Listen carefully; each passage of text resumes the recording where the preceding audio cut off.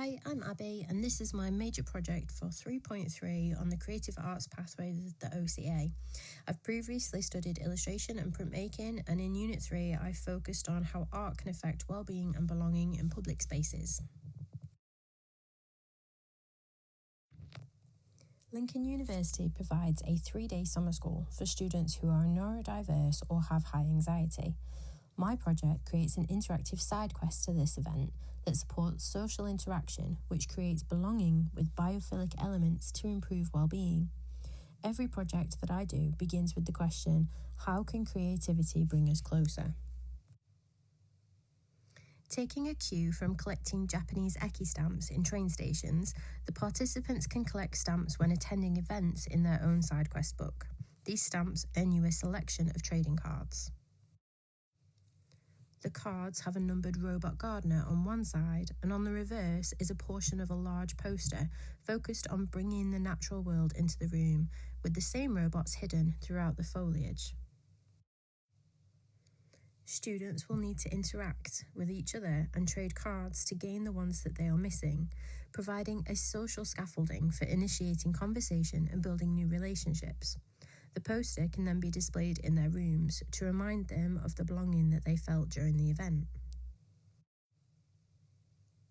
A major part of my research comes from primary sources in Japan: the train station eki stamps, the little characters hidden throughout nature, and the foreign foliage and the country's icons on everyday items found in the streets.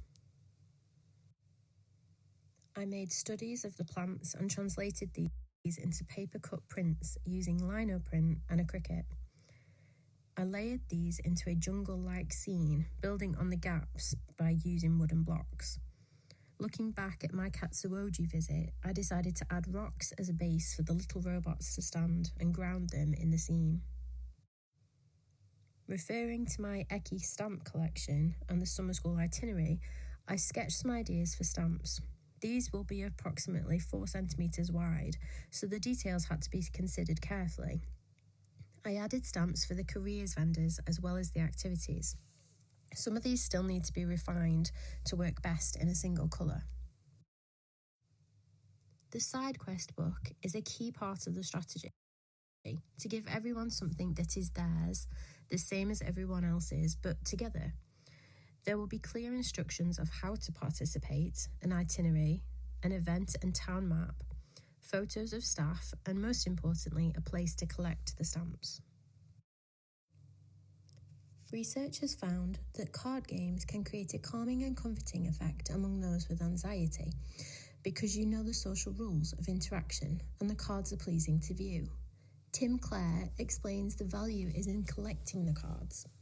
I came up with the idea of tiny gardeners that parallel card games like Pokemon.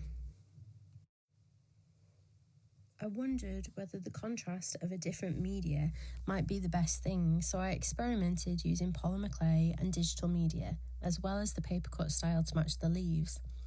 Peer discussions helped me evaluate which methods best expressed warmth, accessibility, and the handmade quality that I value. After evaluating robots by other illustrators, I developed a shape and proportion formula to create a robot that was full of whimsy. This is important for the friendly and imaginative element needed to interest the students. Robots can easily be very threatening. They needed to be lovable to create the drive to want to collect more.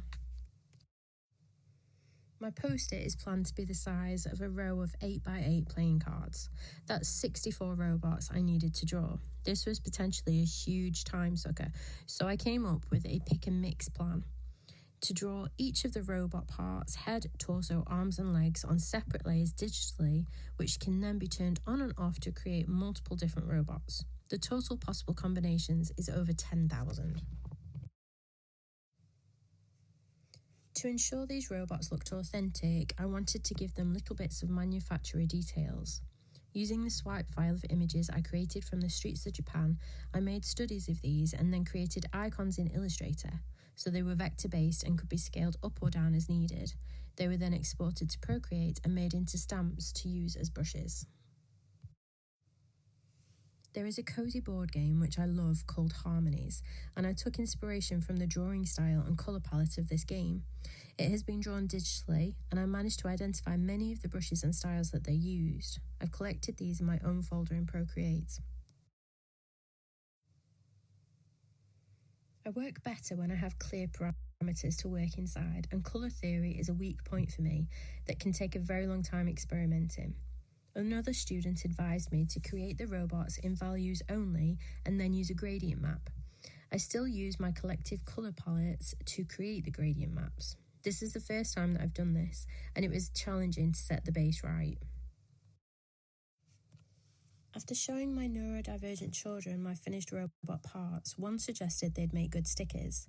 I ran with this idea, which was challenging using the Cricut to print and cut.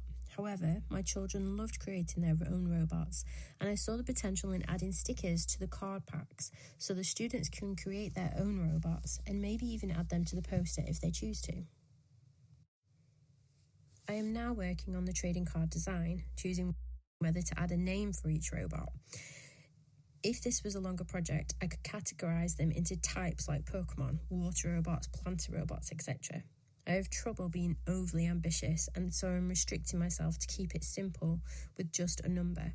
This is needed so that if the students do want to display the cards on the reverse side, they know which order to do so to make the poster. Ethics underpin my design process. I considered 3 key principles: accessibility and inclusion, motivation without pressure, and equity. Empathy shaped each decision, from clear instructions and calm colour choices to providing alternative participation methods. My goal is a creative system that ensures equal access and nurtures confidence for all. The next steps are to finalise the robot-facing card design, divide the poster into image sections to correlate with each card, which can then be printed, continue working on the side quest book, and start a draft for the proposal to be presented to the university. If I have time, I would like to have this proposal set up as a website for other universities to view.